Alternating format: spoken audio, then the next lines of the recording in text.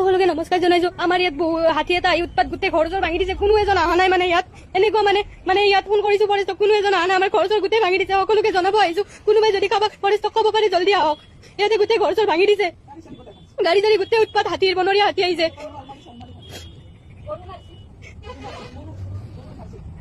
আমাৰ গৰু চৰু গোটেই উৎপাত, গাড়ী চাড়ী গোটেই ভাঙিছে। কোনোবাই যদি পাৰে জনাওক জলদি, আমাৰ ঘৰ চৰ গোটেই ভাঙি দিছে পিছফালৰ।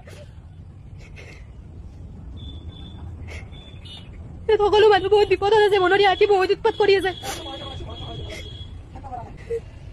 হাজো হাজো হাজো ইমান হাত ধলা চকত পুলিচে নালাগে দি ফৰেষ্টৰ কাষতে আছো, কিন্তু কোনো এজন ফৰেষ্টৰ মানুহ ইয়াত আহি পোৱা নাই এতিয়ালৈ।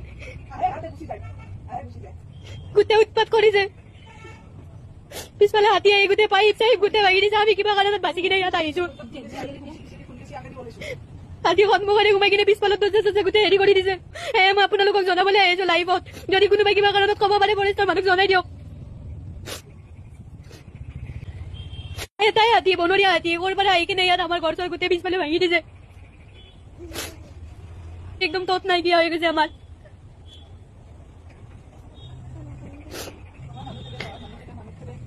কোনোবা যদি পাৰে জনাই দিয়ক অতি শীঘ্ৰে ফৰেষ্টৰ মানুহক। ধন্যবাদ। এজনী ছোৱালীয়ে ইমান ভয়তে কঁপি আছে কথাবোৰ কৈ কৈ, কাৰণটো কিয় জানেনে? ইয়া হাজো বিশেষকে বানপানীৰ পৰিস্থিতি অলপ বেয়া।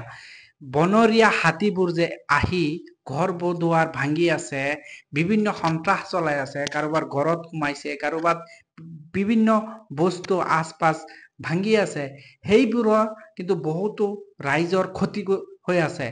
এই ছোৱালীজনীয়ে ফৰেষ্টৰ মানুহক ফোন কৰিছে, ফোন কৰাৰ ফলত কিন্তু এজনো ফৰেষ্টৰ মানুহ লগালগ আহি ইয়াত উপস্থিত হোৱা নাই। ছোৱালী বিভিন্ন গাঁৱৰ মানুহ, এই অঞ্চলৰ মানুহ বিশেষে আতংকত হৈ পৰিছে যে এই বনৰীয়া হাতীবোৰ আহি যে এনেকুৱা সন্ত্ৰাস চলাইছে, সেই নিয়ন্ত্ৰণ কৰাৰ বাবে এই ফৰেষ্টৰ মানুহ ইমিডিয়েটলি কোনো ব্যৱস্থা লোৱা নাই। আমি জানো যে বানপানী অহাৰ বাবে বিভিন্ন জন্তু, বাঘ ওলাইছে, হৰিণ ওলাইছে, হাতী ওলাইছে, গড় ওলাইছে, সাপ ওলাইছে, বিভিন্ন জন্তু ওলাই আছে আৰু মানুহক বিভিন্ন ঠাইত আমি আক্ৰমণ কৰিবলৈ দেখা পাইছো। কিন্তু এই বস্তুটো নিয়ন্ত্ৰণ অনাৰ বাবে চৰকাৰৰ বিষয়াসকল আছে, ফৰেষ্টৰ মানুহসকল আছে, এই জন্তুসকলৰ ওপৰত ৰাতি দিনে ইহঁতৰ খবৰ লোৱা বা কামত লাগি থকা দৰকাৰ। কাৰণ এই সময়ত বাৰে বাৰে বা বছৰৰ প্ৰতি মাহেত এনেকুৱা সমস্যা নহয়, বছৰত কেতিয়াবা হৈ যায় এনেকুৱা সমস্যা, যিটো সমস্যা হয়তো মানুহৰ বহুত আতংকিত হৈ পৰিছে। এই ছোৱালীজনী কান্দি কান্দি কৈ আছে লাইভৰ মাধ্যমত, ছোৱালীজনী ফৰেষ্টৰ মানুহক ফোন কৰাৰ পিছতো কোনো এজন বিষয়া আহি উপস্থিত হোৱা নাই। কিয় অহা নাই? এইটো কি ফৰেষ্টৰ দায়িত্ব নহয় জানো? এই ছোৱালীজনীৰ মুখৰ ভাষ্য অনুযায়ী আমি যিবোৰ জানিব পাৰিছো যে এই ছোৱালীজনী যিমান আতংকত পৰিছে, ভয়ত কঁপিছে, ঠিক তেনেধৰণে অঞ্চলবাসী, এই ছোৱালীজনীৰ অঞ্চলবাসী হাজোত বিশেষকে বহুত মানুহে ভয়ত কঁপি আছে, আতংকিত হৈ পৰিছে, কেতিয়া কাৰ ঘৰত কেতিয়া সোমাই যায় হাতী।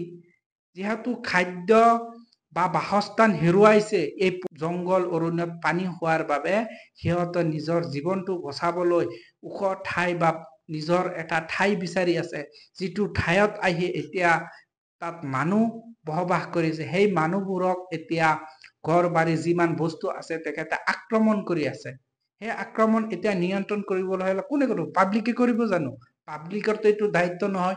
সেই পাব্লিক সকলে ফৰেষ্টক বা চৰকাৰৰ লগত কণ্টেক্ট কৰি আছে, কিন্তু ইমিডিয়েটলি এই মানুহবিলাক কিন্তু আহি ফৰেষ্টৰ মানুহসকল কিন্তু ইয়াত উপস্থিত হোৱা নাই। ৰাইজবাসী খুবেই আতংকিত হৈ আছে, এই হাজো অঞ্চলবাসীৰ ৰাইজ। তাহলে বিনম্ৰ অনুৰোধ কৰিম, যিসকল ফৰেষ্টৰ বিষয়াত কৰ্মৰত আছে তেখেতে যাতে অতি শীঘ্ৰে ৰাতি দিনে এইবোৰ কামত লাগি থাকে, কাৰণ যিকোনো মুহূৰ্তত হয়তো অঘটন হৈ যাব পাৰে, কাৰ লগত হয় কেতিয়া হয় কোনেও ক'ব নোৱাৰে।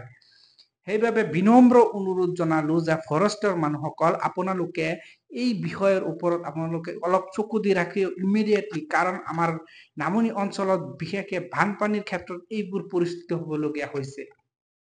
যেই নহওক ক'বলৈ হলে বহুত কিবা, এইখিনিতে আজি সকলোৱে ভালে থাকক, কুশলে থাকক।